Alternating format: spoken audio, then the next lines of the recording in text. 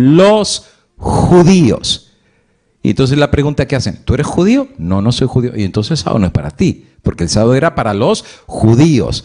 ¿Tú tienes sangre judía? No, entonces tampoco era para ti, porque Dios hizo el pacto de los 10 mandamientos con los judíos. Entonces, basados en esa argumentación, hacen a un lado la cuestión de que ahora el sábado o la ley de Dios tiene algo que ver con nosotros los creyentes cristianos, porque ellos dicen, pues eso era Antiguo Testamento y eso era para los judíos. Ahora, la respuesta, si el sábado era para los judíos o no, tiene serias repercusiones. Y pongan atención, porque ahora sí te puedo decir, este tema sí es asunto de salvación. Este asunto hay que entenderlo bien claro porque repercute aún en nuestra propia salvación. Porque el que no entienda bien este tema va a estar muy abierto a recibir la marca de la bestia. Pero el que entienda bien el sello de Dios, obviamente al entenderlo va a rechazar la marca de la bestia. Por eso es clave entender el tema de cuál es el sello de Dios. Ahora, ¿el sábado fue solamente dado para los judíos? Bueno, escuchemos no lo que dice un pastor o una iglesia, escuchemos lo que dice la palabra de Dios. Cito a Génesis capítulo 2 y el versículo 1 al 3, palabra de Dios. Fueron acabados los cielos y la tierra y todo el ejército de ellos. Fíjate. Y bendijo Dios al séptimo día y lo santificó, porque en él reposó. ¿Sabes qué esa palabra reposó? En español dice reposó, pero en hebreo dice Shabbat. De hecho, la palabra Shabbat significa reposo. Eso es lo que significa la palabra Shabbat, intermisión, cesar algo que has estado haciendo. Y dice que Dios Shabbat o reposó de toda la obra que había hecho. ¿Y qué día Dios terminó de toda la obra que él había hecho? En el séptimo día. Ahora, ¿quién dice eso del séptimo día? Pues ahí lo dice. Y bendijo Dios al séptimo día, porque en el Shabbat, por eso el séptimo día es el Shabbat, es el día del reposo, porque en el séptimo día lo reposó. Fíjate, esto está en Génesis 1, ¿ok? Porque algunos dicen que el sábado o el concepto del sábado nació en el Sinaí y que Dios le dio eso a los judíos. Que por cierto, sí es verdad que en el Sinaí Dios les dio la ley, pero fíjate cómo Dios, que al escribir su ley con su dedo, mira lo que les dice. Éxodo capítulo 20 y el versículo 10. Mas el séptimo día es Shabbat o es reposo para Jehová tu Dios. No hagas en él obra alguna, ni tú, ni tu hijo, ni tu siervo, ni tu criada, ni tu bestia, ni tu extranjero que está dentro de tus puertas. Y aquí entramos un pequeño problema. De hecho, en el versículo número 8 dice, acuérdate del día de reposo para santificarlo.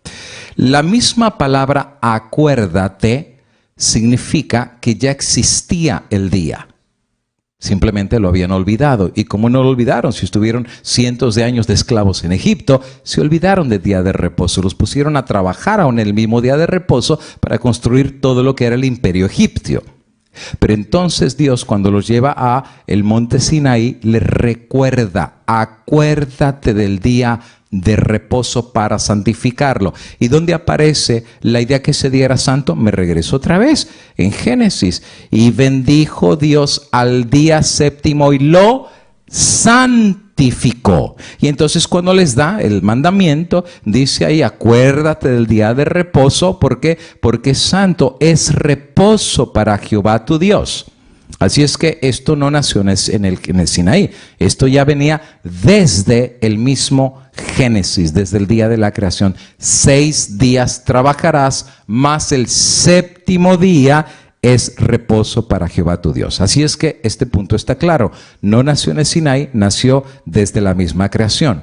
Pero entonces, ahora en el mandamiento hay una pequeña complicación. Fíjate qué dice ahí. No hagas obra alguna, tú, ni tu hijo, ni tu hija, ni tu siervo, ni tu criada, ni tu bestia. Hasta ahí está bien todo. Todos son judíos. Pero entonces aparece, ni tu extranjero que está dentro de tus puertas. Y aquí aparece una parte que muchos intencionalmente omiten. O sea, qué fácil es decir, oh, el sábado era para los judíos.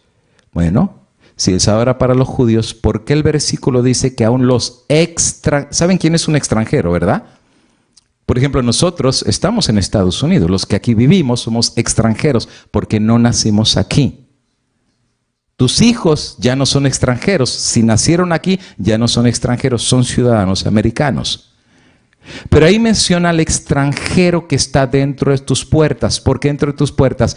Porque cuando Israel salió de Egipto, muchos egipcios se les juntaron y eran extranjeros, no eran judíos, venían de otras nacionalidades.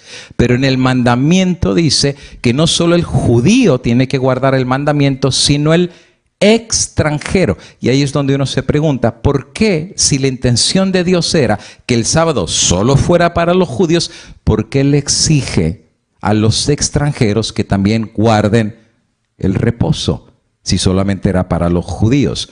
Tengo que mencionar que el santo sábado era parte del pacto de Dios. Y el sábado no solamente fue hecho para el judío, el sábado fue hecho para el hombre. De hecho, fue hecho para la humanidad. Y no lo digo yo, lo dice la misma palabra de Dios. San Marcos capítulo 2 y el versículo 27, Cristo claramente dijo, el sábado fue hecho para el hombre. ¿Y sabes cómo se dice la palabra hombre en hebreo? Adama o Aduma, que significa humanidad. El texto masorético lo presenta así.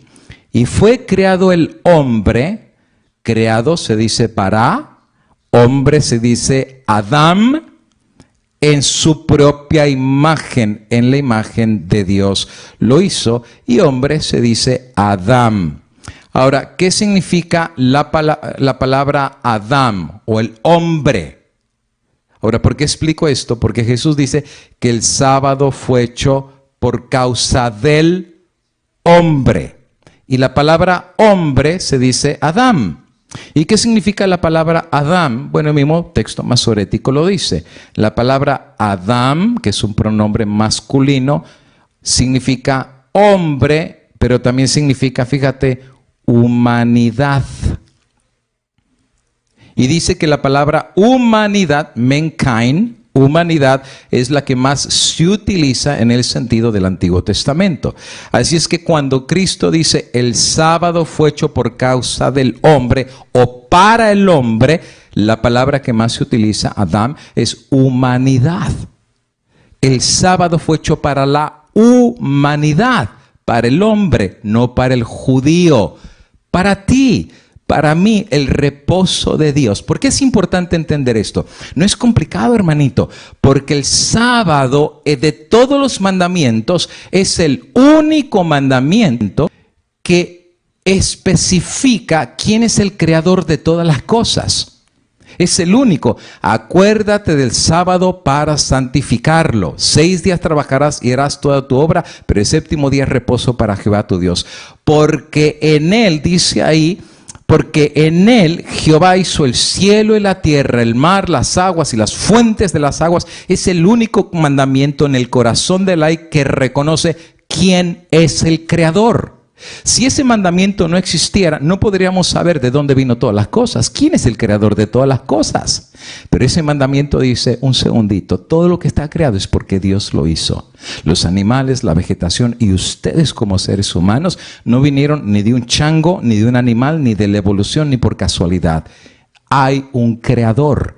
Y el sábado es el monumento que reconoce quién es el creador de todas las cosas. ¿Sabes cuál era la idea de Dios? Que cada séptimo día, cuando viene el reposo, y los niñitos le preguntaran a sus papás, papi, ¿por qué no estamos trabajando? Ah, porque en 6 días hizo Jehová el cielo y la tierra, el mar y todas las cosas que en ellos hay, y reposó en el séptimo día. Por eso, al guardar el sábado, reconocemos que Él es nuestro creador. Y al reconocer que Él es tu creador, reconoces, fíjate, la autoridad de tu creador sobre ti.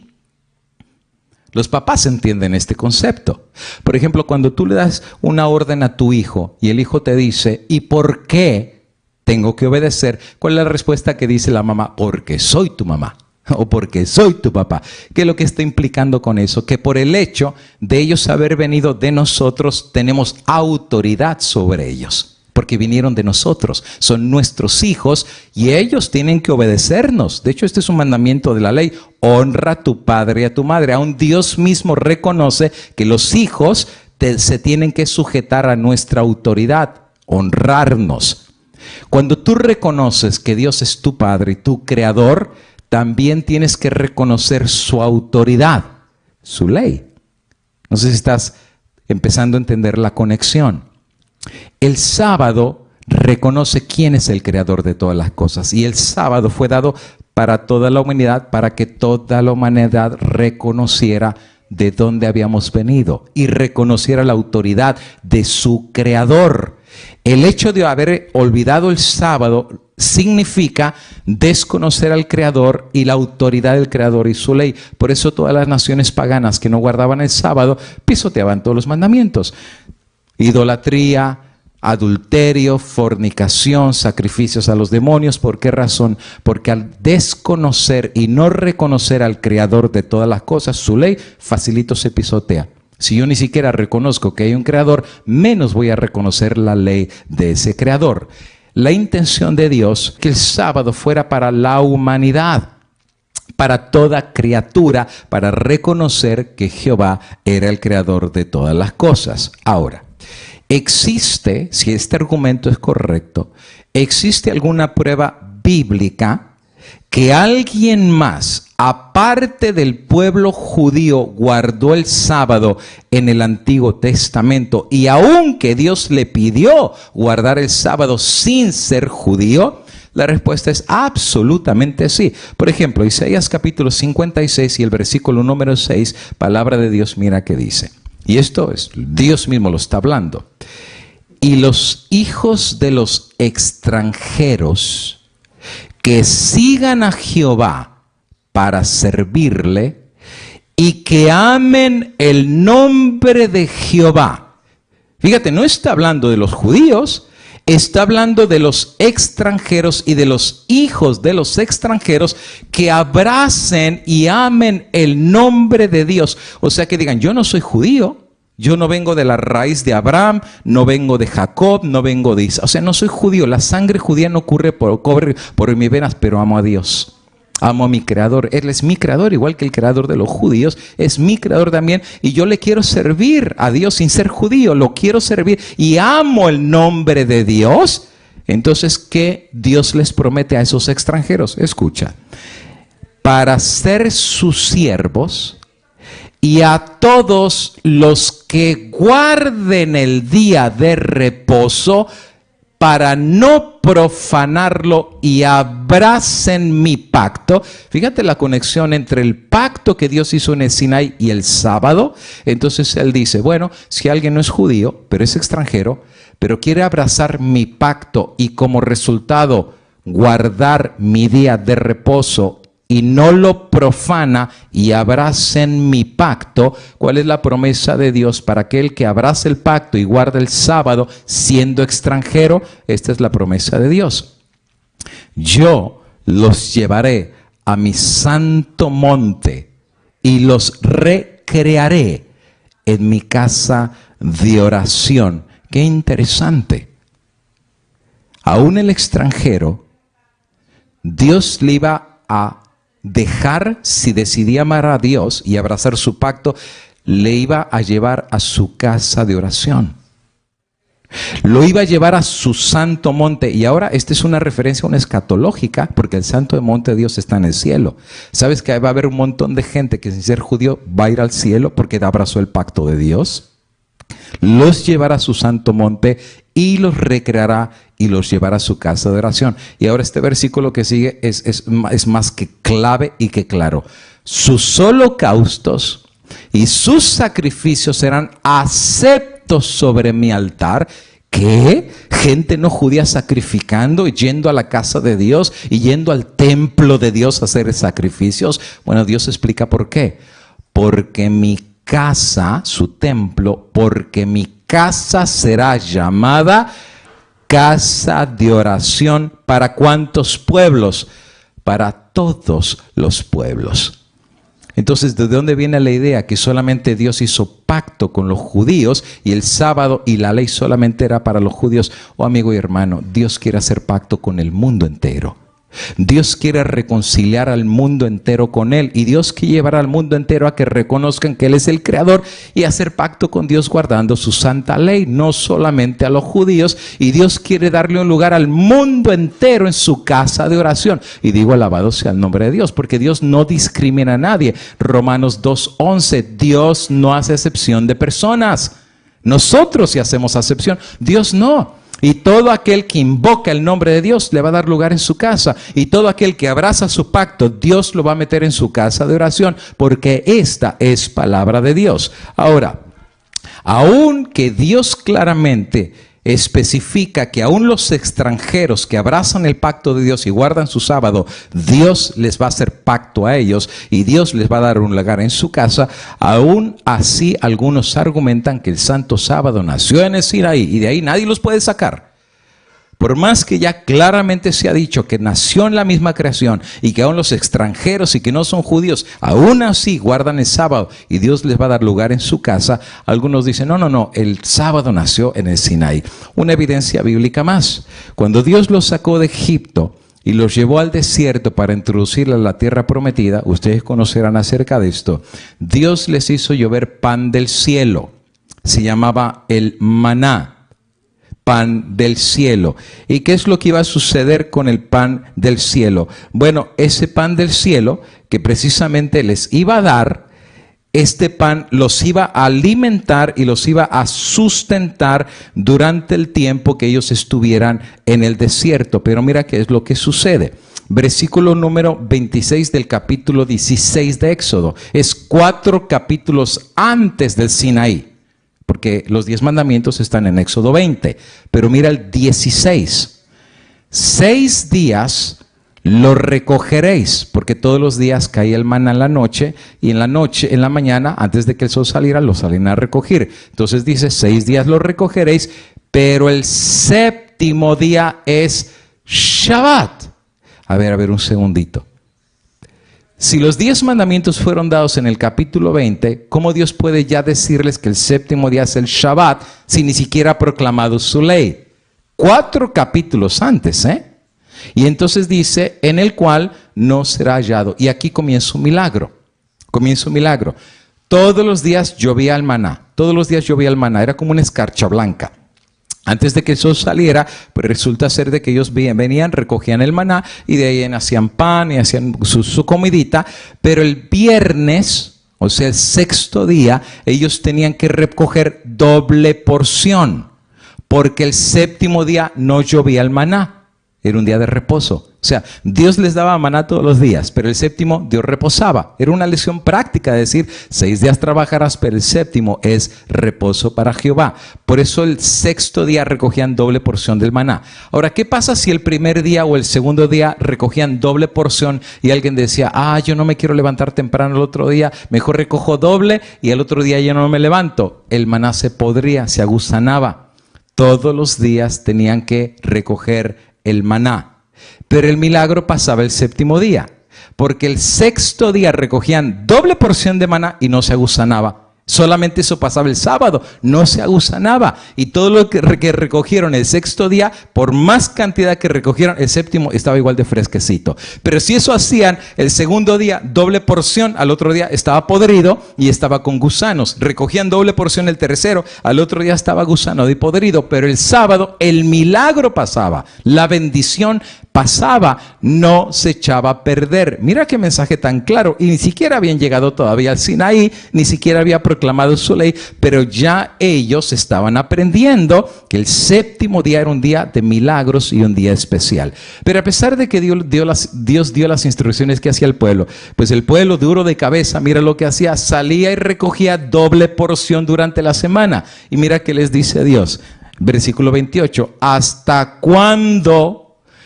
rehusaréis guardar mis mandamientos y mis instrucciones? Interesante, ya el sábado era uno de los mandamientos de la ley de Dios. Y claramente le dice, porque están violando mis mandamientos. Claro, el mandamiento estaba en Éxodo 20, el séptimo día será reposo para Jehová tu Dios. Por esa razón el texto dice, acuérdate del día de reposo. Así es que el sábado no nació en el Sinaí. Aún la cuestión del maná, ya estaban recogiendo el maná y ya sabían que el séptimo día era el día de reposo. Dios ya había establecido el día de reposo para la humanidad desde el principio, para establecer desde la misma creación quién era Él. Él era el creador del cielo y de la tierra, el sustentador del universo y el creador de todo ser vivo que habría de pisar la tierra, en el cielo, en la tierra o aún en los mismos mares. Él era, es y será el creador de todas las cosas. Ahora, la ley de Dios es la base para probar la verdadera o falsa relación entre el pueblo de Dios. Lo repito una vez más, ¿ok? Porque todo lo que estoy argumentando hay base bíblica. La ley de Dios es la base para probar la verdadera o falsa relación entre Dios y su pueblo. Fíjate, no es a qué iglesia vas, ni a qué iglesia perteneces. Esa no es la forma que Dios determina, o cuántas veces has leído la Biblia, o cuántas Biblias traes debajo del brazo para saber si tú realmente tienes el sello de Dios o no, o tienes una relación correcta con Dios o no. La base para poder saber si tu relación con Dios es verdadera o falsa es la ley de Dios. Eso lo dice el apóstol San Juan en 1 de Juan capítulo 2 y el versículo 1 y 2, y dice así: hijitos míos, estas cosas os escribo para que no pequéis. Y si alguno hubiere pecado, abogado tenemos para con el Padre, a Jesucristo el justo. Y Él es la propiciación por nuestros pecados, y no solamente por los nuestros, sino por los del mundo entero. ¿O acaso también Cristo solo murió por los judíos?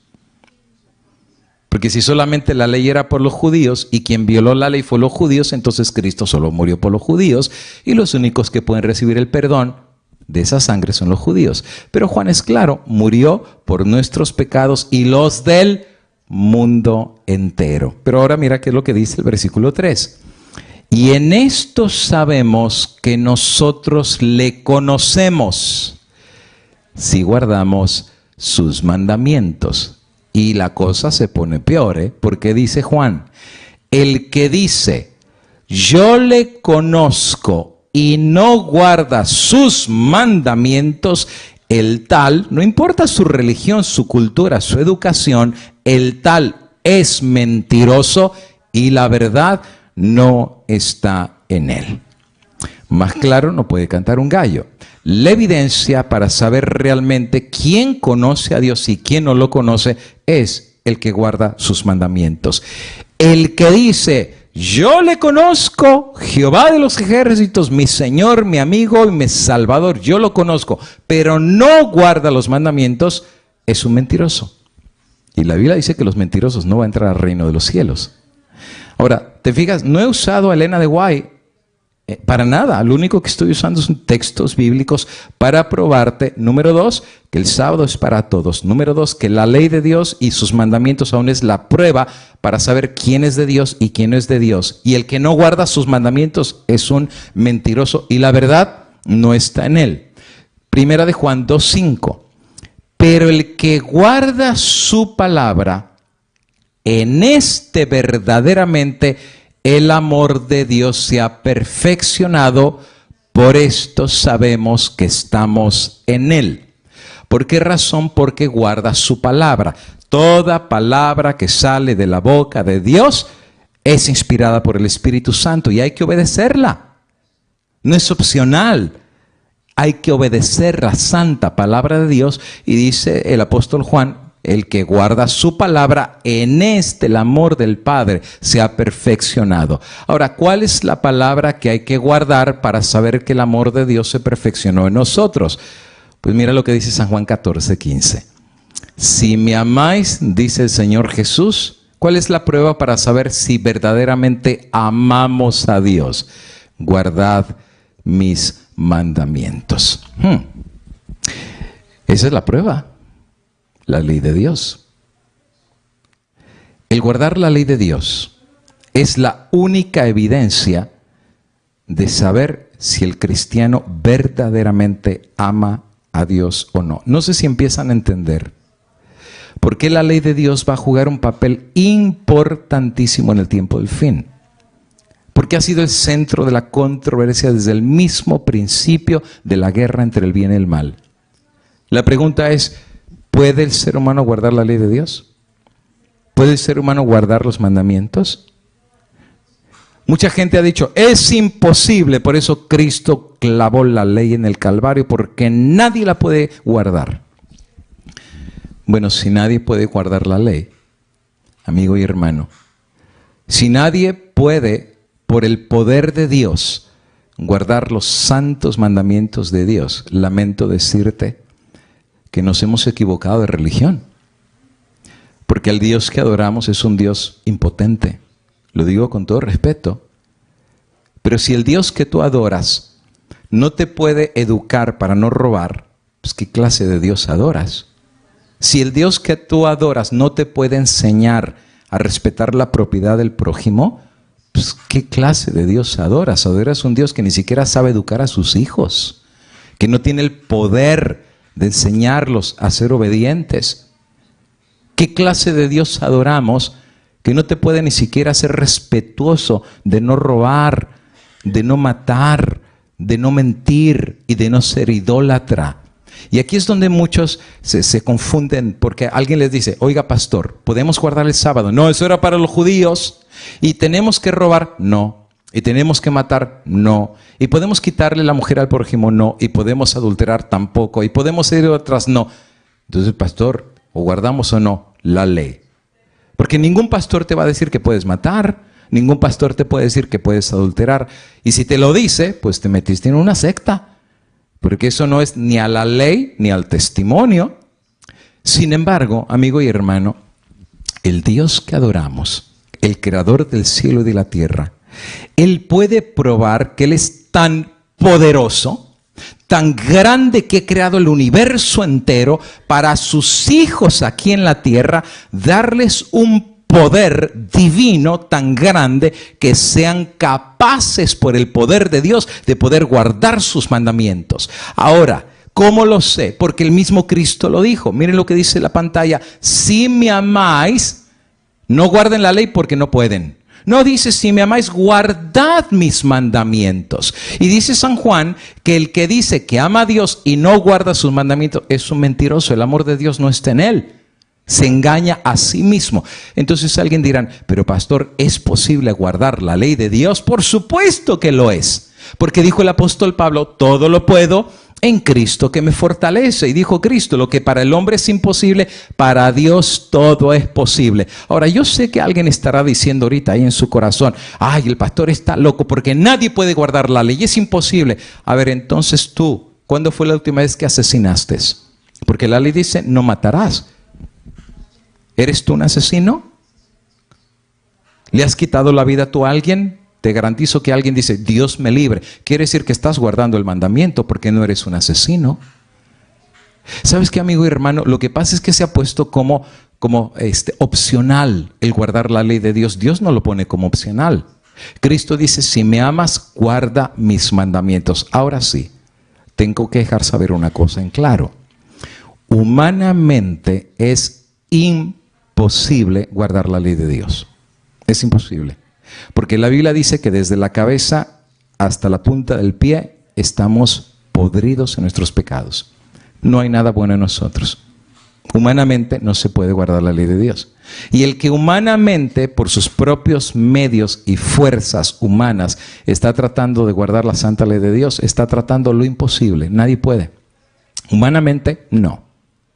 Porque la ley es santa, el mandamiento es santo, justo y bueno.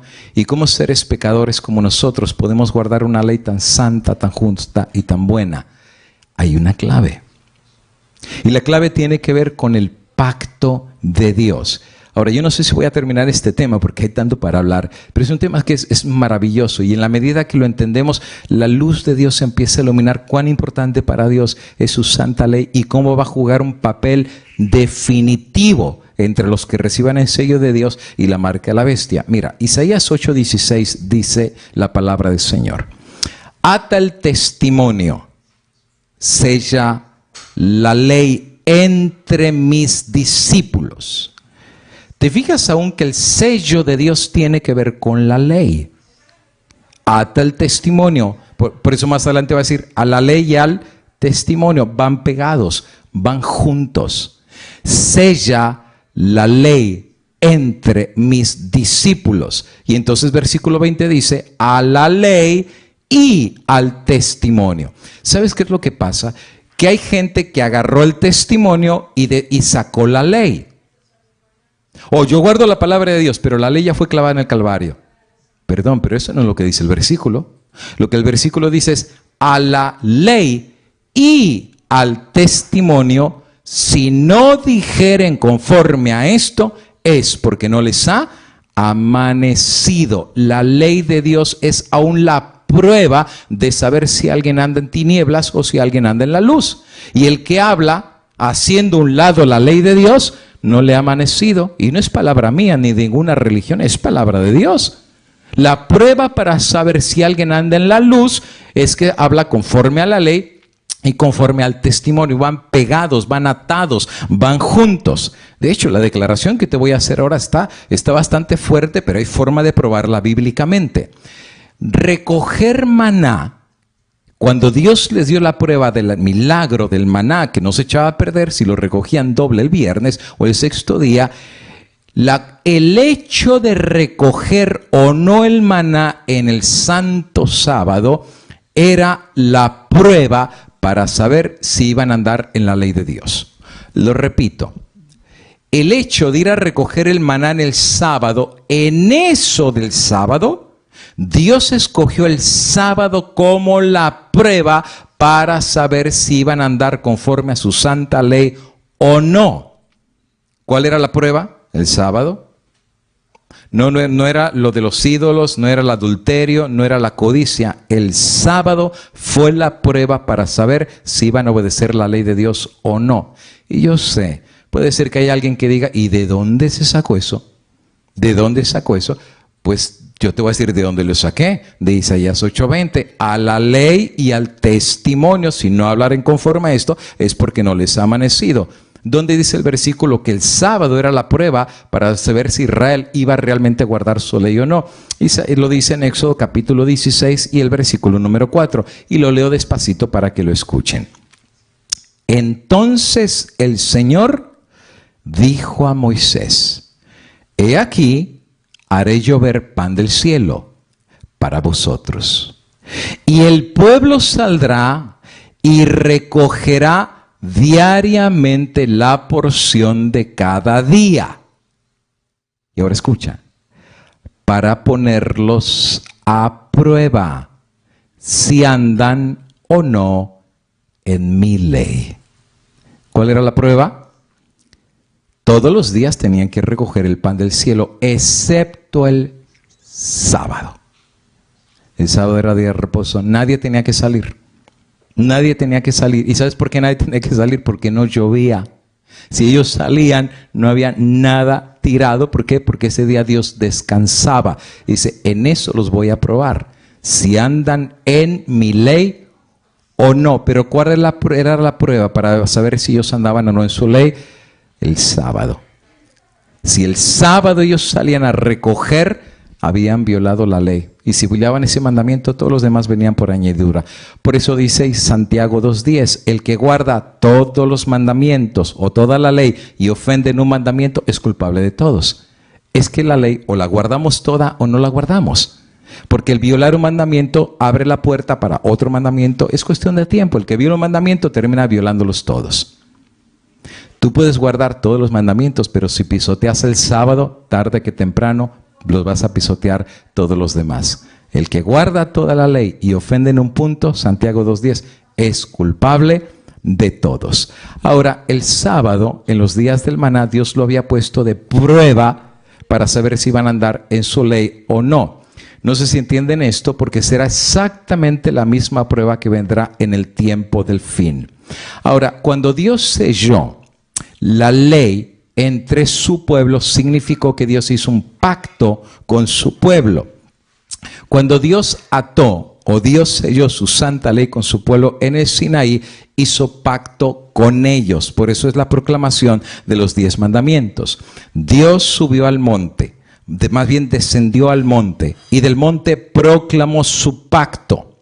Y el pacto que proclamó eran los 10 mandamientos. 1, no tendrás dioses ajenos delante de mí. Ya conoces los de Egipto, ya conoces los de Canaán, ya conoces los de Babilonia, no tendrás dioses ajenos.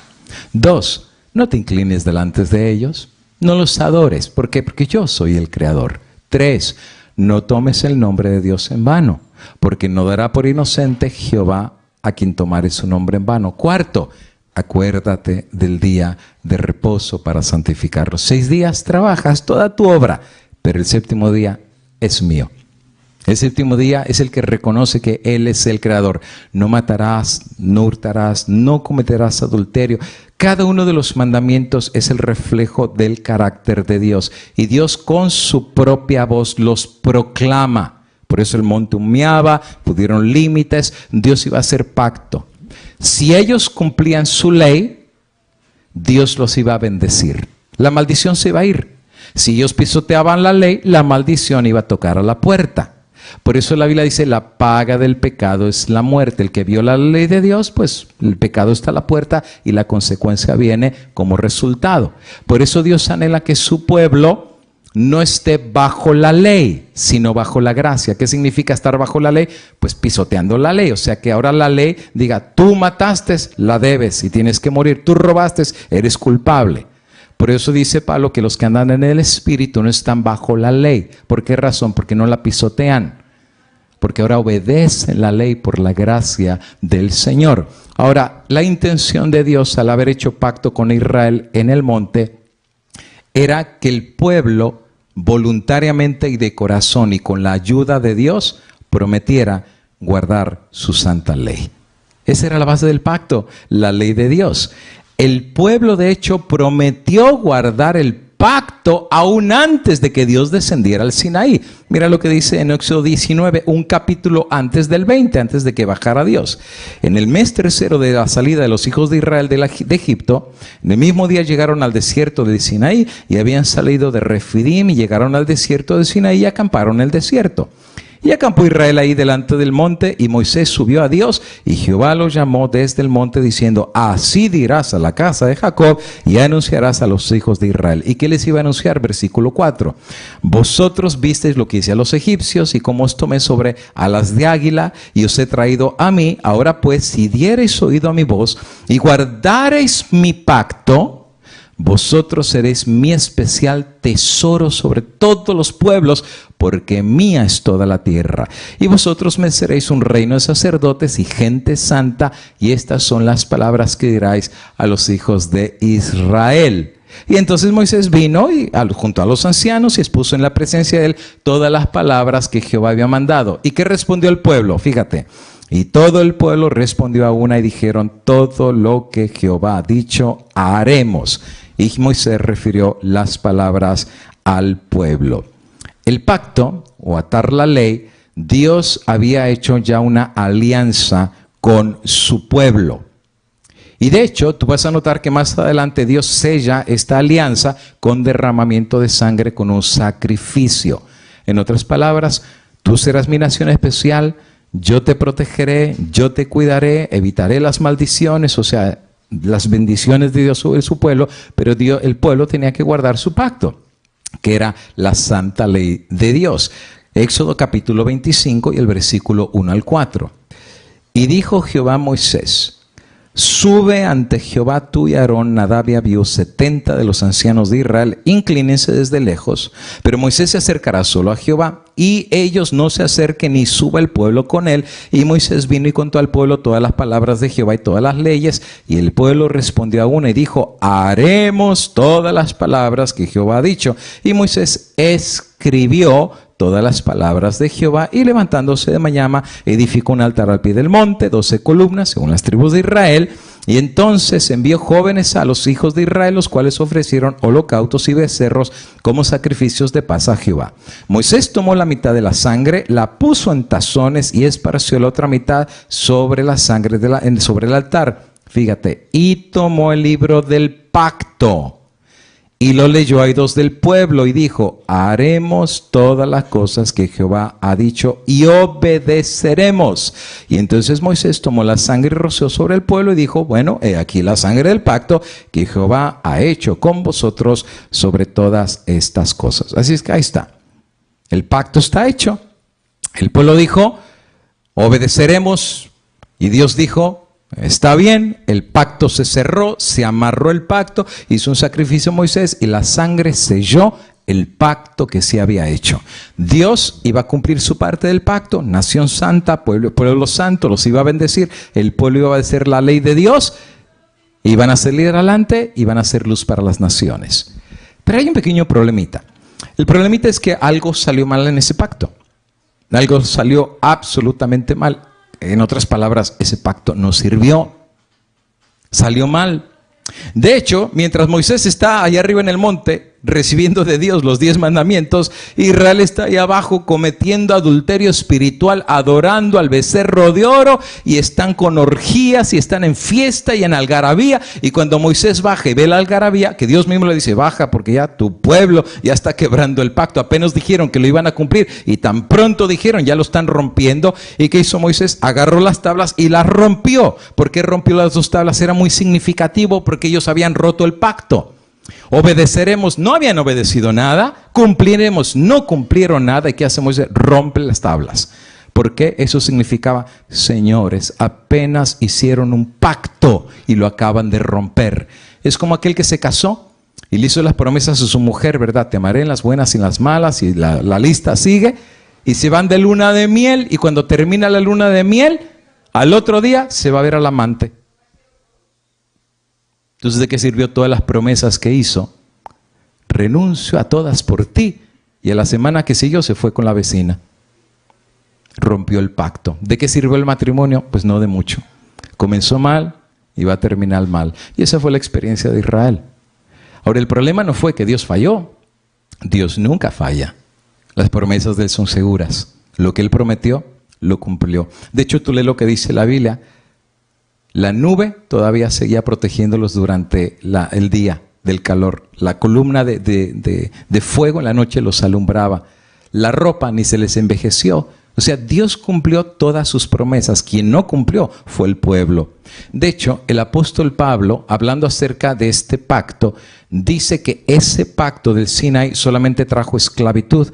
Gálatas capítulo 4 y el versículo 22 dice: porque está escrito que Abraham tuvo 2 hijos, uno de la esclava y el otro de la libre. Pero el de la esclava nació según la carne, más el de la libre por la promesa. Y explica: lo cual es una alegoría, es un ejemplo. Pues estas 2 mujeres, tanto Agar como Sarai, son los 2 pactos. El uno proviene del Sinaí para hijos de esclavitud. Este es Agar. Porque Agar es el monte Sinaí en Arabia y corresponde a la Jerusalén actual, pues esta junto con sus hijos está en esclavitud. Ahí que Pablo dice que ese pacto que se hizo en el Sinaí, sí, tiene la ley de Dios, y el sábado y todo, pero es un pacto que trajo esclavitud. Y de hecho, el mismo apóstol Pablo dice que ese pacto tenía que desaparecer, así como te digo. Desaparecer. Hebreos capítulo 8 y el versículo 11 y 13 dice Pablo: al decir nuevo pacto ha dado por viejo al primero, Y lo que se da por viejo se envejece y está próximo a desaparecer. Y aquí es donde algunos hermanos evangélicos dicen, ya ven, el viejo pacto desapareció. Y el viejo pacto era la ley de Dios porque Dios sabía que nadie podía guardar la ley, así es que Dios la desapareció. Ya el cristiano no está obligado a guardar la ley de Dios porque ni Israel pudo, ni los reyes pudieron, ni los sacerdotes pudieron, ni el pueblo pudo, nadie pudo. Entonces, ¿por qué Dios tendría que darle una ley a un pueblo que nunca lo va a poder guardar, ni nosotros? Así es que ahora Cristo murió en la cruz, clavó ese pacto, clavó esa ley y desapareció. Y entonces muchos evangélicos dicen, ahora estamos en el nuevo pacto. Y el nuevo pacto ya no tiene la ley de Dios. Por eso el sábado y todo eso ya ni siquiera, y la marca de la bestia, que el sábado, eso es una ridiculez y es una tontería. ¿Por qué? Porque estamos en el nuevo pacto y el nuevo pacto ya no contiene la ley de Dios. ¿Por qué razón? Porque nadie la puede guardar. Dios ya no te va a pedir guardar la ley de Dios. Por esa razón, lo que salió mal en ese viejo pacto, Dios lo va a desaparecer. Ahora, la realidad es que sí hay dos pactos. El viejo pacto, que fue en el Sinaí, y el nuevo pacto. ¿Cuál es la diferencia entre los dos? Porque aquí es donde algunas personas de repente se confunden, ¿verdad? ¿Y cuál es el viejo y cuál es el nuevo pacto? Y la diferencia entre uno y en el otro. Y la pregunta del millón es, ¿y qué tiene que ver todo esto con el sello de Dios, la ley de Dios y la marca de la bestia? Ahorita vamos a hacer las conexiones y con eso vamos a finalizar. 3 cosas importantes de entender. Número 1, Dios sellará su ley entre sus discípulos antes de la segunda venida. En otras palabras, antes de que Cristo venga, Dios va a hacer pacto con su pueblo. Y lo mismo que hizo en el Sinaí de proclamar su ley y hacer pacto para que su pueblo guardara la ley, lo mismo va a hacer con su pueblo antes de la venida de Cristo. Y usted dirá, ¿dónde sacó esto? Ahorita todos los textos. Dios va a hacer pacto con su pueblo y va a amarrar, va a sellar su ley entre sus discípulos. Número 2, los que hagan pacto y aten la ley tendrán que hacer un nuevo pacto con Dios. ¿Y qué es ese nuevo pacto? De obedecer sus mandamientos. El que no haga pacto con Dios no va a recibir el sello de Dios, por lo tanto no va a guardar la ley de Dios y va a recibir la marca de la bestia. Y número 3, los discípulos no profesarán, sino guardarán los mandamientos de Dios. Lo repito otra vez, con aquellos que Dios vaya a hacer pacto antes del tiempo del fin y antes de que Cristo venga, la característica con los que Dios va a hacer pacto con ellos que involucre el guardar su ley será no que profesarán la ley, sino que guardarán la ley de Dios, sus mandamientos. ¿Dónde aparece esto? Apocalipsis capítulo 12 y el versículo 17. Entonces el dragón se llenó de ira contra la mujer, la iglesia, y se fue a hacer guerra contra el remanente de ella o el resto de ella. ¿Y qué característica tendrá la última generación que va a vivir antes de la venida de Cristo? Los que guardan los mandamientos de Dios y tienen la fe de Jesucristo, ¿ok? Esa va a ser la característica que tengan los que hagan pacto con Dios antes de la venida del Señor. Guardarán los mandamientos de Dios y tendrán el testimonio de Jesucristo. Esa es la característica que ellos van a tener. Y no lo digo yo, eso es lo que aparece en la palabra del Señor. Guardan los mandamientos de Dios. ¿Te fijas? No los profesan. Ahora, si a ti te enseñaron que la ley de Dios y los mandamientos están abolidos, ¿por qué razón los que viven en la última generación guardan los mandamientos? Es que nunca el pueblo de Dios ha dejado de guardar los mandamientos. En todas las generaciones, desde el principio hasta el fin, Dios siempre ha tenido un remanente que ha guardado su ley. Llámese Abraham, Daniel, Moisés, y fue un proceso en el cual Dios los fue convirtiendo de gloria en gloria, de gloria en gloria, hasta que llegaron a ver la santa ley de Dios como algo hermoso. Ahora, ¿qué cambió? ¿La ley de Dios? No. Lo que cambió fue el corazón de ellos. La ley de Dios no va a cambiar porque es santa, justa y buena. De hecho, ese es el problema que muchas personas no han entendido. Muchos piensan, es que humanamente no podemos guardar la ley de Dios. Mejor quitemos la ley. No, hermano. El problema no es quitar la ley. Lo que tenía que cambiar nunca fue la ley, porque la ley es buena. Lo que tenía que cambiar eras tú. Lo que tenía que cambiar era yo. Nosotros somos los que teníamos que elevarnos. La ley no tenía que bajarse. Nosotros teníamos que ser elevados para poder guardar esta ley. Pero humanamente no podíamos. ¿Y sabes por qué no podíamos? Porque humanamente nuestro corazón es de piedra. De hecho, aquí es donde entra el nuevo pacto. Porque el nuevo pacto involucra también la santa ley de Dios. Porque nunca fue el problema la ley. En el nuevo pacto lo que tenía que cambiar no era la ley. En el nuevo pacto lo que Dios iba a cambiar era la dureza de nuestro corazón, nuestra rebeldía, nuestro egoísmo. Solo vivo yo y solamente yo y nada más yo. No, los que están en el nuevo pacto, ¿sabes qué dicen? Ya no vivo yo, pero ahora Cristo vive en mí. Los que están en Cristo Jesús, 1 Corintios 5:17, nuevas criaturas son. Las cosas viejas pasaron, he aquí, todas son hechas nuevas. En el nuevo pacto, Dios nos da un nuevo corazón. No cambia la ley es santa, justa y buena. En el nuevo pacto, Dios nos da un nuevo corazón. Porque el problema fue nuestro malo corazón. Desde que nacimos, hay algo en nosotros que no podemos explicar. Hay egoísmo. Te fijas, el niño chiquitito ni siquiera sabe hablar, pero le das un juguete y viene un amiguito y le quiere quitar el juguete. Hasta el niñito chiquito que ni sabe hablar le arrebata el juguetito y dice, mío, mío, mío. Porque ya desde chiquititos la semilla del mal está en nosotros. El apóstol Pablo dice en Romanos capítulo 7, yo en mi mente sé lo que es bueno. O sea, aquí yo sé lo que es bueno. Dice, pero yo encuentro que hay algo en mí, que a pesar de que mi mente me dice lo que es bueno, mi cuerpo, lo que está en mí, me lleva a hacer lo malo. Y en vez de hacer lo bueno, que yo sé que es lo bueno, siempre termino haciendo lo malo. Y entonces Pablo se desespera en esta lucha espiritual diciendo, miserable hombre de mí. Quiero hacer lo bueno, pero termino haciendo lo malo. ¿Nunca te ha pasado eso a ti? A mí me ha pasado y a todos nos ha pasado.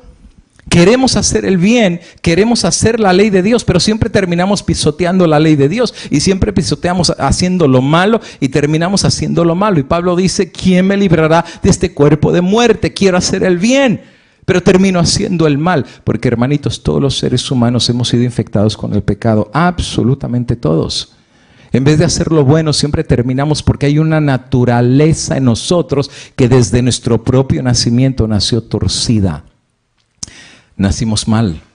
Nuestros padres nos heredaron no solamente el color de ojos y el color de piel y el color del pelo, también nos heredaron defectos de carácter. Uy, es tan chismosa como la abuela. Uy, es tan enojón como el abuelo. Uy, es tan violento como el bisabuelo. Está en nosotros. No dice hasta la tercera y cuarta generación. Hay cadenas que nos atan a nuestro pasado. Y está en nuestros genes. ¿Sabes que se ha descubierto que si hay personas que fueron alcohólicas y tuvieron hijos, muy posiblemente sus hijos van a también desarrollar tendencias al alcoholismo? Si hay personas que fueron violentas, posiblemente va a haber hijos que van a desarrollar tendencias hacia la violencia. Por esa razón, amigo y hermano, hay algo en nosotros que en nuestro nacimiento nació mal. Ya lo traemos de nacimiento. Por eso cuando Nicodemo va con Cristo de noche, ¿qué le dice Cristo a Nicodemo? Nicodemo, si tú no naces de nuevo, no puedes entrar al reino de los cielos. Nacer de nuevo, ¿qué es eso? Ya nacimos de la carne, sabemos cómo se nace de la carne, eso no es complicado. Para que un bebé nazca, pues es el deseo del padre y de la madre y viene un niño. parte humana, parte del hombre, parte de la mujer, los cromosomas se unen y viene la concepción y de ahí nace el bebé y el bebé trae parte del papá y parte de la mamá, no solamente del cuerpo físico, sino también de los hábitos y de tendencias. Ahí está, sabemos cómo se engendra un niño. Ese es el primer nacimiento. Pero Cristo le dice a Nicodemo, tienes que nacer de nuevo si quieres ir al reino de Dios. Entonces Nicodemo le contesta a Cristo, pero ¿qué voy a hacer? Ya estoy viejo, me voy a meter otra vez al vientre de mi madre y nacer de nuevo. ¿Y qué le dice Cristo? ¿Y tú eres maestro de Israel? ¿Y tú eres pastor? ¿Y tú eres maestro de Biblia? ¿Tú eres el que les predicas en el púlpito a tu feligresía y ni siquiera entiendes qué significa nacer de nuevo? Nicodemo, el que nació de la carne, carne es. Pero el que nació del Espíritu, Espíritu es. ¿Y qué significa nacer del Espíritu? Y aquí viene un milagro que no podemos entender. Dios, por su Espíritu Santo, hace algo aquí. ¿Por qué crees que los hijos de Dios tendrán el sello de Dios en la frente? Porque la metamorfosis que Dios hará en sus hijos será aquí, en el corazón, en la mente. Dios cambiará nuestras ideas. Dios cambiará nuestro corazón. Dios no va a cambiar su ley, porque esa ley rige el universo entero. Dios no puede cambiar su ley. Y si Dios va a llevar gente al cielo, no va a llevar gente al cielo que sea ladrona, no va a llevar gente al cielo que sea adúltera, no va a llevar al cielo gente violenta. Si al diablo lo echó del cielo porque precisamente pisoteó la ley de Dios, ¿cómo Dios va a llevar al cielo gente que pisotee la ley de Dios? Dios no puede hacer eso. Pero los que Dios lleve al cielo es la gente que Dios pudo transformar con el poder de su Espíritu Santo, que los hizo nacer de nuevo y que los hizo nuevas criaturas y que las cosas viejas pasaron, porque el corazón viejo pasó. Ahora, te digo una cosa, querido hermano, si somos cristianos, pero vivimos igual que el mundo, entonces de nada nos sirve ser cristianos. Si tú dices, yo soy cristiano, llevo la Biblia debajo del brazo, pero adulteras y matas y robas y eres chismoso y te peleas con el vecino y tú eres malvado con tus hijos, ¿de qué te sirve ser cristiano? Al contrario, esa es una blasfemia en contra de Dios. Llamarte cristiano y vivir como el mundo, llamarte cristiano y vivir como el diablo. ¿O no, hermano? La Biblia dice, por sus frutos los conoceréis. La verdadera semilla de Dios, aquel que ha nacido de Dios, vence al mundo por el poder de Dios. ¿Y sabes por qué vence al mundo? Porque hay una semilla nueva en él, un nuevo corazón. Y ahora miramos la santa ley de Dios y decimos, qué hermosa la ley de Dios.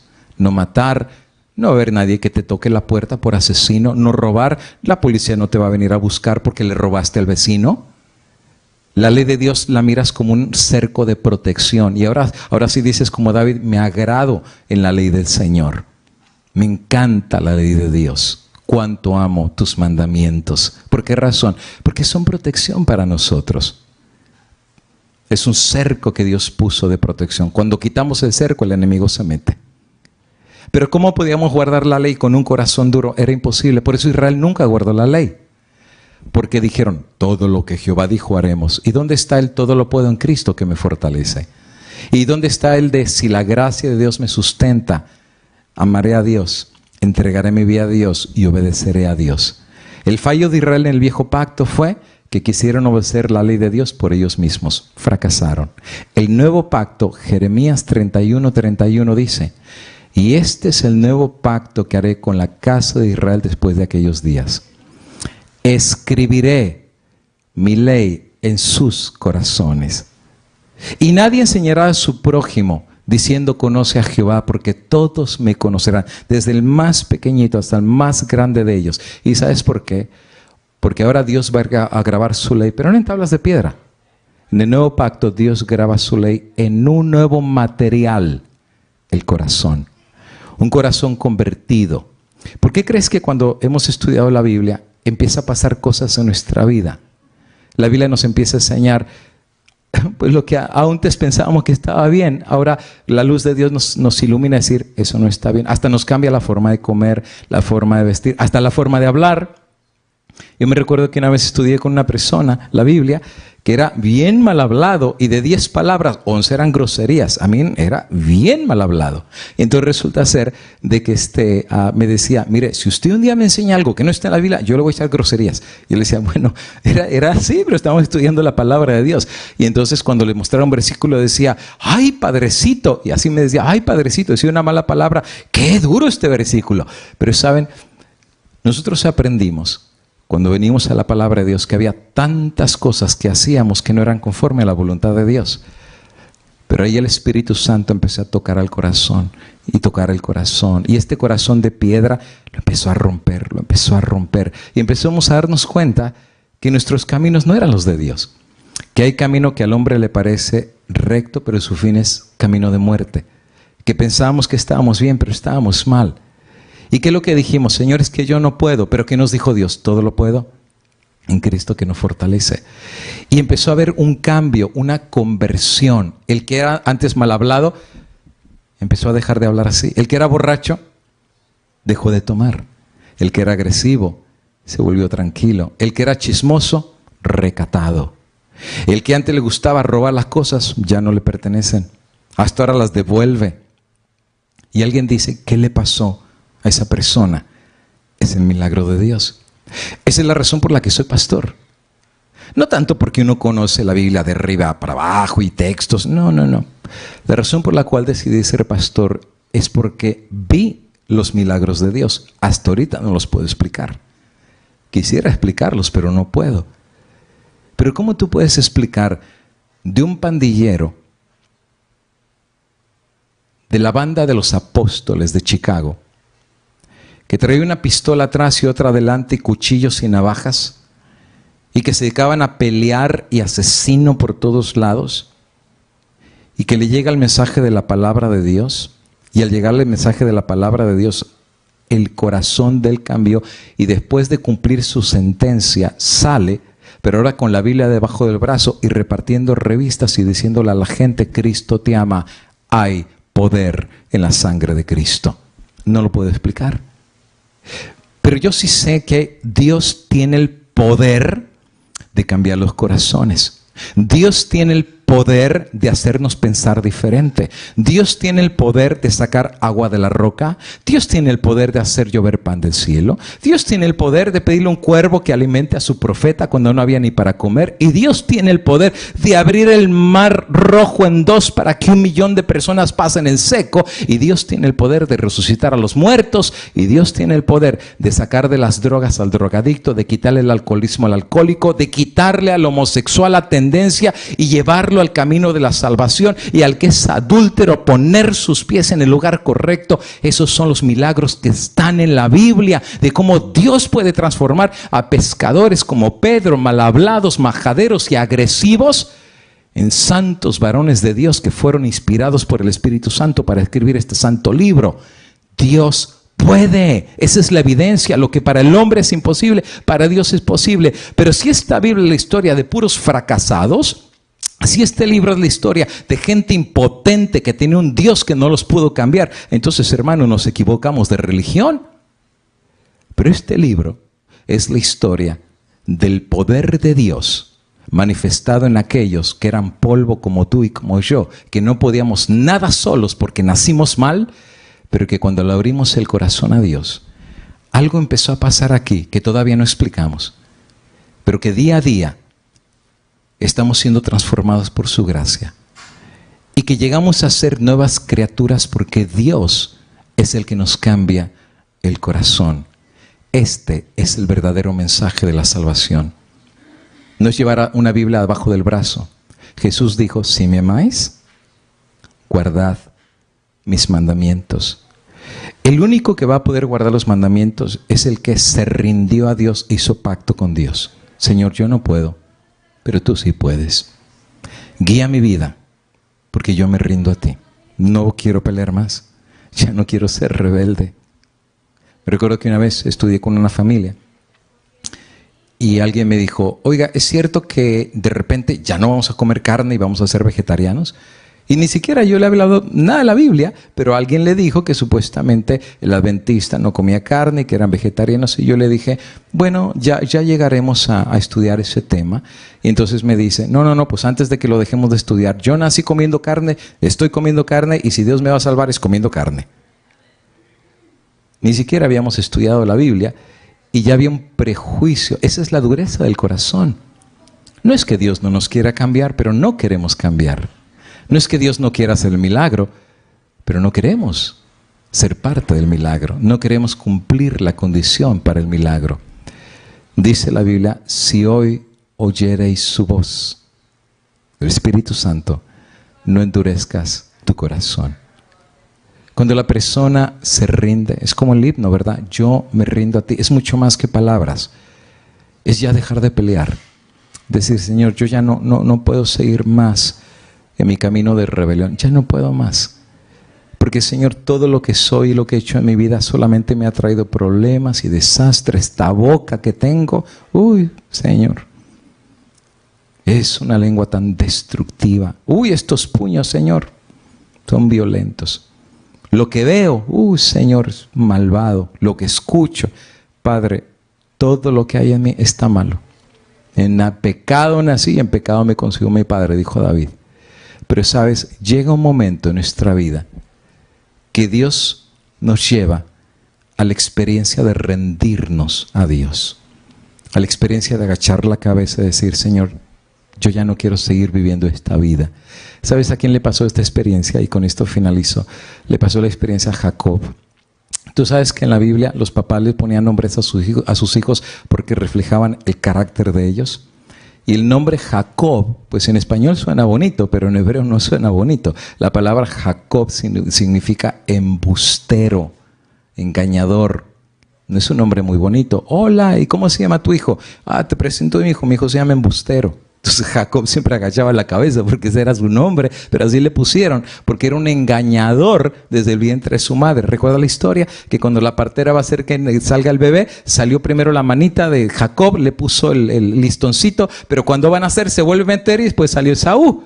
Dijo, me engañó, es un embustero. Y de él le pusieron Jacob, pues toda su vida fue de embustero. Engañó hasta a su propio padre, se echó de enemigo a su hermano. El hermano juró matarlo, salió huyendo. Su madre se murió y ni siquiera estuvo en el funeral. Y sabes, era el carácter de Jacob.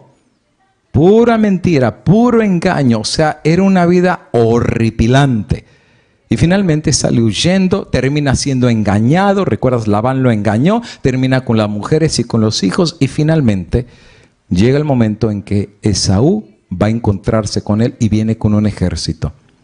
Y cuando él ve que su hermano viene para cumplir el juramento de exterminarlo, finalmente Jacob empieza a reflexionar en su propia vida y dice, bueno, si me mata a mí, pues está bien, me lo merezco.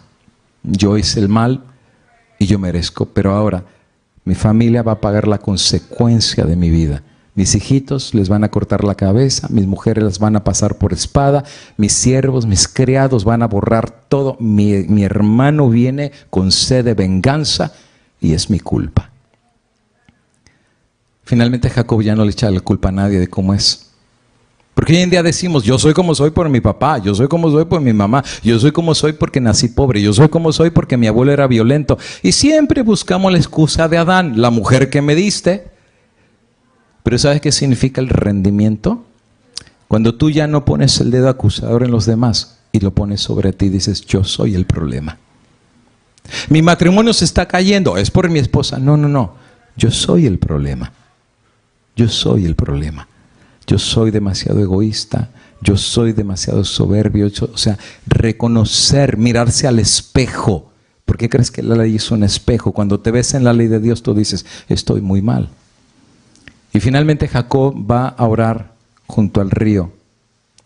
Y cuando está orando, cae delante de Dios pidiendo misericordia. Señor, mira, mi vida ha sido un desastre.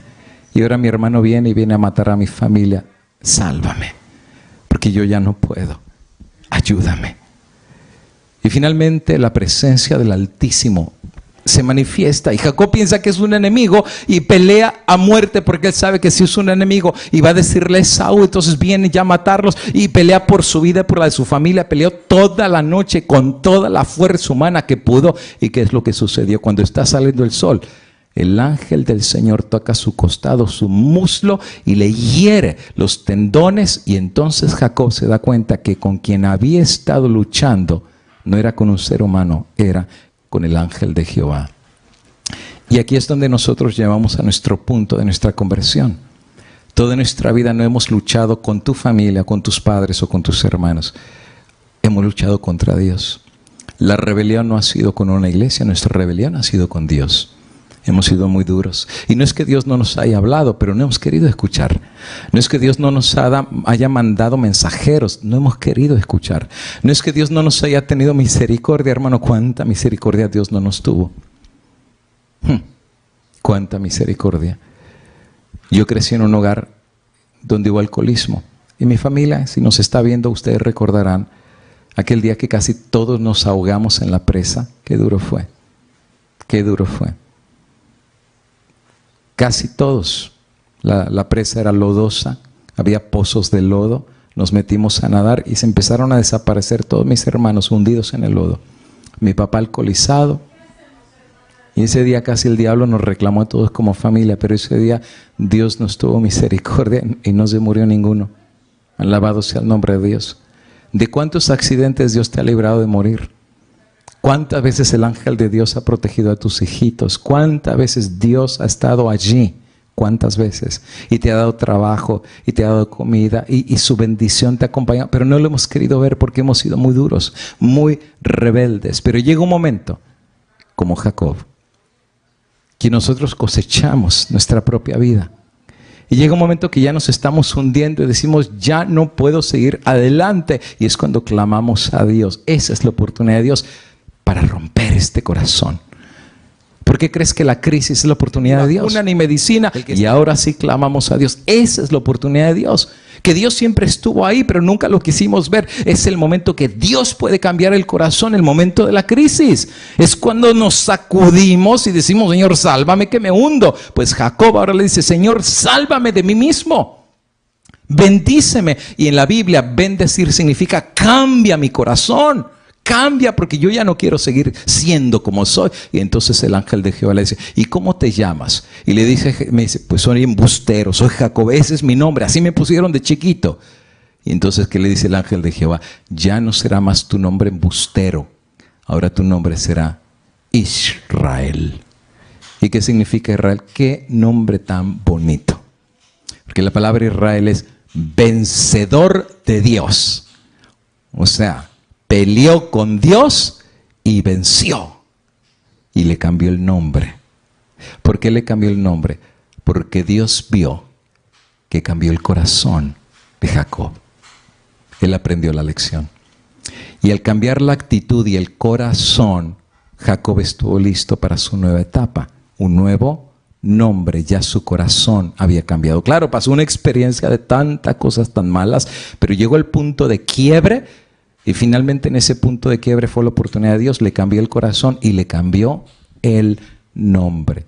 Por eso ya se les llama a los judíos los hijos de Israel, porque el que peleó con Dios y venció. Ya no se los llamó después los hijos del embustero, eran los hijos de Israel.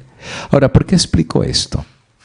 ¿Qué tiene que ver esto con la ley de Dios, la marca de la bestia y el sello de Dios? Tiene que ver absolutamente todo. ¿Tú sabías que en el cielo, todos los que vayan al cielo, se les va a cambiar el nombre? A todos. De hecho, la Biblia dice que se va a dar una piedrecita blanca con el nuevo nombre. ¿Y quién es el que va a recibir ese nuevo nombre? Los vencedores. Porque ese nombre es la representación de su lucha mientras estuvo en la carne, pero también su victoria en la sangre del Cordero. Por eso Juan, cuando ve a todos los redimidos del cielo, pregunta, ¿y quiénes son todos estos? Y dicen, estos son los que han vencido en la sangre del Cordero. Son vencedores, es como dice Apocalipsis, los que guardan los mandamientos de Dios y tienen y vencieron a la bestia y vencieron a su imagen. ¿Por qué? Porque el corazón les cambió. La ley no cambió. Dios les cambió el corazón, los hizo nacer como nuevas criaturas, y antes que venga la venida de Cristo, Dios hará un nuevo pacto, cambiará corazones de aquellos que abran el corazón delante de Dios, sellará la ley entre sus discípulos, y el santo sábado, que es el corazón de la ley, que reconoce que Él es el creador del cielo y la tierra y de todas las cosas, los que hagan pacto con Dios y lo reconozcan como el creador, harán pacto para guardar toda su santa ley. ¿Porque pueden ellos? No, porque todo lo pueden en Cristo que los fortalece. Porque el que empezó en ellos la buena obra, la terminará hasta el día de Jesucristo. He aquí el mandamiento, he aquí el texto. El dragón se llenó de ira contra la mujer y fue a pelear contra el remanente de ella. ¿Y qué características tendrán? Los que guardan los mandamientos de Dios y tienen el testimonio de Jesús. ¿Sabes qué significa esto? Isaías 8:20. A la ley y al testimonio. Nunca cambió. A la ley, mandamientos y al testimonio. Si no hablaran conforme a esto, es porque no les ha amanecido. ¿Por qué tienen los 144,000 el nombre de Dios aquí? Porque cambió su carácter. Por eso les cambió el nombre. El nombre del Padre en la frente. Dios les cambió el corazón. Hermano, amigo, Dios te puede cambiar el corazón. Dios me puede cambiar el corazón. Puede ser que has tenido luchas, puede ser que has navegado con tu carácter, puede ser que haya alguien que ha estado luchando con las drogas, con el alcohol, con la violencia, con defectos de carácter, de soberbia o de egoísmo, pornografía, y la lista sigue. Y humanamente tú no has podido vencer. Pero sabes, el secreto no es tratar, el secreto es rendirse. Sabes, esta pandemia y esta cuarentena para muchos de nosotros ha sido una gran bendición, porque nos ha llevado al punto de rendición, al punto de rendirnos, de decir, bueno, Señor, lo que yo no he podido, humanamente hablando, creo que tú sí lo puedes. He aquí estoy a la puerta y llamo, dijese Jesús. Si alguno oye mi voz y abre la puerta, entraré a él y cenaré con él y él conmigo. Y una vez que Cristo está en la casa, amigo, todo es posible, porque para Dios nada es imposible, y el que está con Dios, todo le es posible. El sello de Dios va a ser puesto en la frente de sus hijos antes de que venga el Señor Jesucristo. ¿Quiénes recibirán la marca de la bestia? Lo estudiaremos la semana que viene. Y vamos a ver las etapas, cómo se va a dar la marca de la bestia, porque la marca de la bestia es lo opuesto al sello de Dios. 1, los que su corazón nunca cambió. 2, los que siempre pisotearon la ley de Dios. 3, los que están rebeldes en contra de Dios. ¿Y qué significa eso? Que reflejan el carácter del mismo enemigo. Porque el diablo es rebelde, duro de corazón, pisotea la ley de Dios y hace a un lado la palabra de Dios. Los que reciban la marca de la bestia tendrán exactamente las mismas características. Y al pisotear la ley de Dios, probarán cuál es la semilla que está en su corazón. Y los que guarden la ley de Dios también probarán cuál es la semilla que está en su corazón. ¿No crees que es importante entregar el corazón hoy a Dios? ¿No crees que es importante hoy rendirnos a los pies de Cristo para que nos dé un nuevo corazón y hacer pacto con Él? Hoy, si tú quieres, puedes hacer un nuevo pacto con Dios. No toma mucho. Lo único que tienes que hacer, amigo y hermano, es 1, reconocer que eres pecador. Soy pecador, necesito de Dios. 2, arrepentirte por el don del Espíritu Santo de la vida de maldad que has vivido y sentirte avergonzado, sin excusa, de lo que has hecho en contra de Dios. Número 3, levantar los ojos y ver al crucificado y decir qué es el pecado para haber llevado al Hijo de Dios a morir esa cruenta muerte en el Calvario por mí. Y número 4, aceptarlo a Él como tu único Redentor y Salvador. Agacha la cabeza, abrázate de los pies de Cristo y di, Señor, ten misericordia de mí. Hoy me rindo a ti. Y quiero hacer una oración. No hay música, no hay nada. Es una apelación a la razón y al corazón. El que tiene oídos, oiga lo que el Espíritu dice a la iglesia.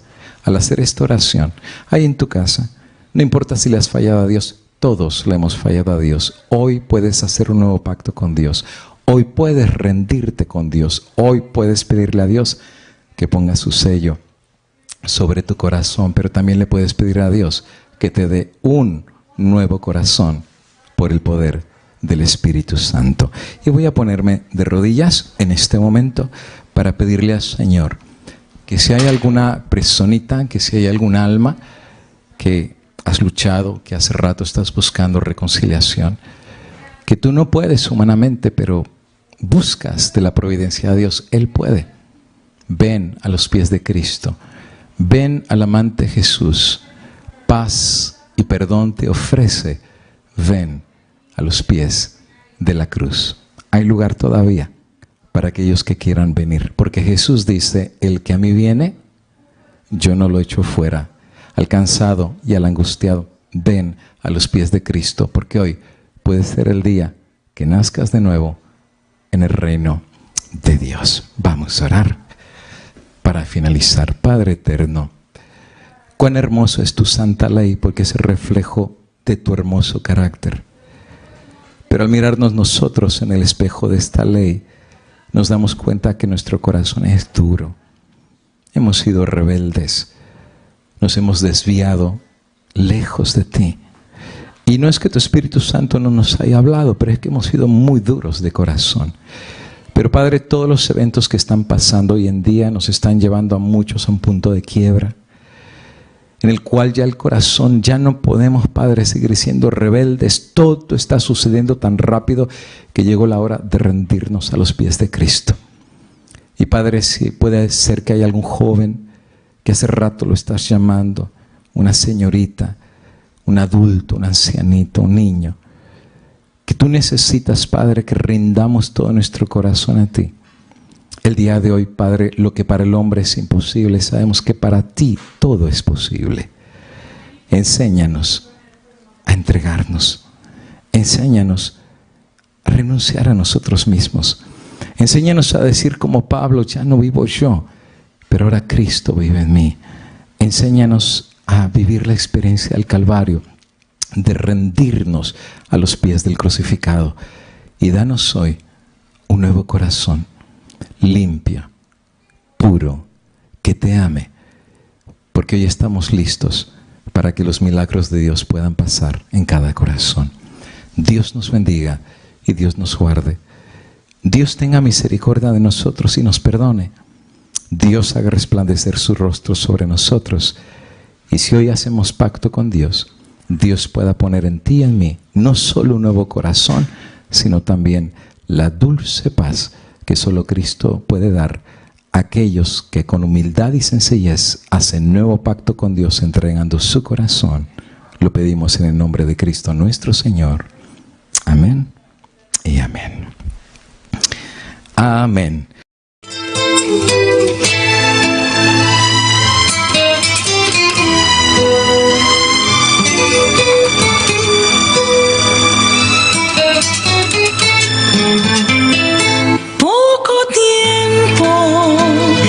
Queda a este mundo muy poco tiempo para ver el final. Los ejércitos del cielo están atentos al sonido de la trompeta real. Ponte en fila de los soldados firmes, alza bandera para la eternidad. No te duermas, no te acotes, no desmayes. El día es corto y la noche vendrá. Los obreros se encuentran en los campos pregonando que Cristo viene ya. Fuerte pregones que dará el que esté firme. Y tú, mi hermano, únete a la verdad.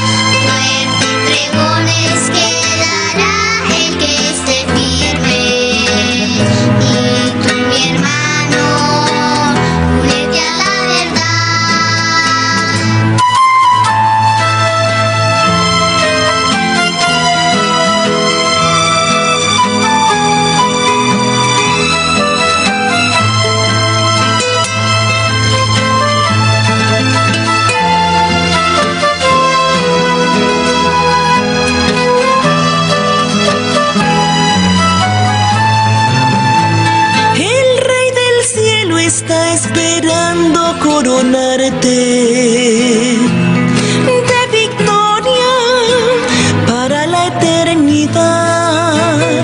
Fuerte pregones que dará el que esté firme, y tú, mi hermano, únete a la verdad.